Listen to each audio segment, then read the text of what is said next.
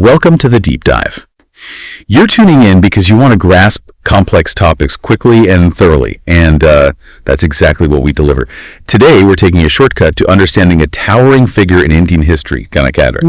The texts we've looked at, they paint this really powerful picture of his courage, his profound patriotism, and just an unyielding self-respect. It's a truly inspiring story of struggle against, well, immense odds. Indeed. And we've got historical accounts, biographical details. They really shine a light on Pratap's life. Our aim today, based on your interest, is to kind of move beyond just the basic facts and pull out the crucial insights, into his character, his motivations, and why his fight for independence still matters so much. Okay, so let's get right into it. Where does this incredible story begin? The historical records tell us Matip was born on May 9th, 1540. Yep, May 9th, 1540. In the imposing Kumbhalgarh Fort, which is nestled there in Mewar. Correct. And his family background, that provides really important context. His father was Maharana Udai Singh II, who was significant not just as the ruler of Mewar, but also as the founder of Udaipur. Right, Udaipur's founder. And his mother was Rani Jaywantabai. Interestingly, he was also known as Kika in his childhood. Kika. Yeah, Kika. And this, seemingly simple nickname, it sort of hints at his spirited nature. Accounts suggest he showed remarkable courage, bravery, even when he was very young. Kika, it does give a more personal glimpse, doesn't it, into his early life. But I imagine it wasn't just a carefree childhood. The sources mention a royal upbringing, yes, but also like intensive training. Oh, absolutely. He would have been steeped in the customs of the royal court, sure, but just as crucial was his rigorous education in, the arts of war. Think comprehensive training in horsemanship, swordsmanship, military strategy. The works. And this wasn't just learning stuff from books. It was deeply embedded in the Rajputana culture of that time. Yeah. A culture that placed supreme value on, being a warrior, personal honor, and just unwavering devotion to your land. These very ideas would come to define Maharana Pratap's entire life. Right. Okay, moving forward then, a key moment arrives. His ascension to the throne. And the backdrop here is really important. Like you mentioned, Udai Singh II. He'd established Udaipur after the Mughal invasion of Chittorgarh. So that threat of Mughal expansion was already a stark reality. Precisely. Yeah, the influence of the expanding Mughal Empire was just this constant presence. So after Udai Singh died in 1572, Thani Pratap was crowned the ruler of Mewar. However, the historical accounts, they do reveal the succession wasn't entirely smooth sailing. Some courtiers initially favored his younger brother, Jagmal Singh. And what this initial preference tells us, maybe beyond just Pratap's obvious strengths, is it suggests the complexities, the sort of power dynamics in the court, even when there's a clear heir apparent. So a bit of palace maneuvering then. It rarely seems to be a completely smooth handover, does it? No, it rarely is. Ultimately, what swung the balance in Pratap's favor and secured his claim? Well, it seems it was the discerning judgment of Mewar's commanders and ministers. They recognized Pratap's inherent strength, his clear leadership qualities, and his profound commitment to the very principles that define their kingdom. This recognition led to his widespread acceptance as the rightful ruler. And upon taking charge, his main objective was unmistakable: to safeguard the independence of Mewar against the formidable Mughal Emperor Akbar. Which inevitably leads us to the clash of these two powerful figures, right? Akbar with his massive empire and, expansionist ambition. And Natorji Pratap just as resolute in his determination to protect his homeland. The records indicate Akbar actually made repeated attempts at negotiation first. Yes. Akbar, who wielded both, diplomatic influence and significant military might, he wanted to bring all the Rajputana states under his control. He sent numerous envoys to Shukatab, urging him to accept Mughal authority. But Pratap's stance, it remained firm, unyielding. He flatly refused to submit and was completely dedicated to fighting for Mewar's sovereignty. For him, it was a matter of principle, no compromise. This unwavering stance, it really speaks to that core of self-respect we touched on earlier, wouldn't you agree? Absolutely. And this resolute defiance, it just sets the stage perfectly for one of the most celebrated battles in Indian history, the Battle of Haldigati. The sources place it on June 18, 1576. Can you help us visualize this pivotal confrontation? Okay, Haldigati. It was the arena where Hula Pratap's forces clashed head-on with Akbar's army. Akbar's forces were led by his generals Man Singh and Asaf Khan. Now, the sheer disparity in numbers, it's striking. Estimates suggest maybe 20,000 soldiers on Pratap's side. 20,000. facing a Mughal force that might have numbered around 80,000. 80,000, wow. Yeah.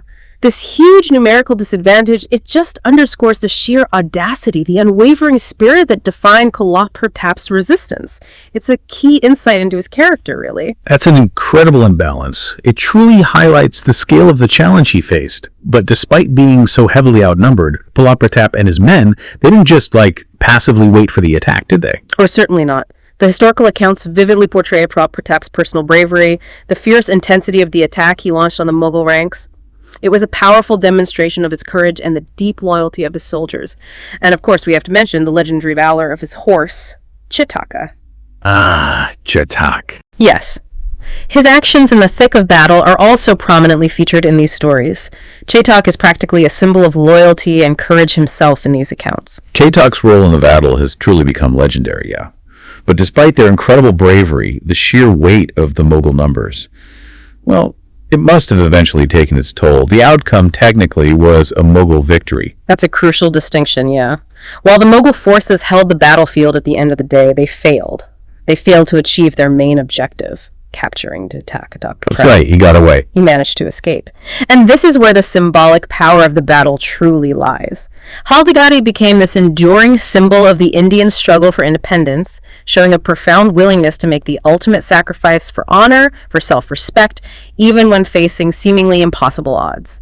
So yeah, a tactical loss, maybe, but arguably a significant moral victory. So even in defeat, it carried this powerful message. But the practical consequences for Pratap must have been incredibly tough. The sources describe a period of exile, immense hardship. Imagine that contrast from the royal courts to the harsh realities of the forest. This period of hardship must have really tested the limits of his resolve. Oh, indeed. Following Haldigati, Pratap was forced to live in the forest with his family and what was left of his army. The hardships they endured were extreme. The texts talk about them living in jungles and mountains, facing severe shortages of everything, to the point where they reportedly even ate bread made from grass. Grass bread. Wow. Yeah. Yet, and this is crucial, his spirit. It remained unbroken. He never surrendered to Akbar. This level of sacrifice, it truly shows the depth of his commitment. That's an incredible testament to his resilience. How did he even manage to keep fighting under such grueling conditions? Well, he adopted a strategic approach, focused on reorganizing his remaining forces and effectively using guerrilla warfare tactics. Guerrilla warfare. Exactly. This allowed him to continuously harass Mughal outposts, maintain a defiant presence in the region, and we also have to acknowledge the vital financial support he received during this critical time from his loyal commander, Bama Shah. Bama Shah. Bama Shah's timely financial support, it wasn't just, a transaction, it was a lifeline. It allowed Pratap to translate his unbroken spirit into actual military action. It really highlights the crucial role of strategic alliances and, personal loyalty in sustaining resistance movements like this. Bama Shah sounds like an absolutely indispensable ally during those dark times. It's remarkable how such acts of loyalty can really alter the course of history. And it seems the support paid off, leading to a resurgence, a period of reconquest. Yes, the momentum did begin to shift. Pratap gradually started reclaiming the territories he'd been forced to give up. A particularly significant event was the Battle of Dwar in 1582. Dwar, okay. The historical accounts actually suggest this victory might have been even more consequential than Haldigati. Really? More than Haldigati? Potentially, yeah, because it resulted in a substantial defeat for the Mughal forces. It significantly weakened their grip on Mewar. So the victory at Dwar, while maybe less famous than Haldigati, was arguably more impactful because it showed a tangible weakening of Mughal control in Mewar. It shifted the narrative from just resistance to the possibility of actual liberation. This gives us a crucial insight into the long-term effectiveness of Pratap's strategies. Wow, Dwar being potentially more pivotal than Haldigati, that's a fascinating perspective. It's a good reminder that the most famous battles aren't always the most strategically significant ones. What were the immediate results of this important victory at Dwar? Well, following Dwar, Pratap successfully regained control over key strategic areas of Mewar, including places like Kumbhalgarh and Gugunda. Okay. This marked a substantial shift in the balance of power. He then established a new capital at Chawan, further solidifying his authority over a considerable chunk of his ancestral lands. Ultimately, Harbhasan Pratap effectively liberated the majority of Mewar from Mughal control during his lifetime. So, despite the initial setbacks, the long period of struggle, His unwavering determination and strategic skill allowed him to largely reclaim his kingdom. It really underscores the strength of this character.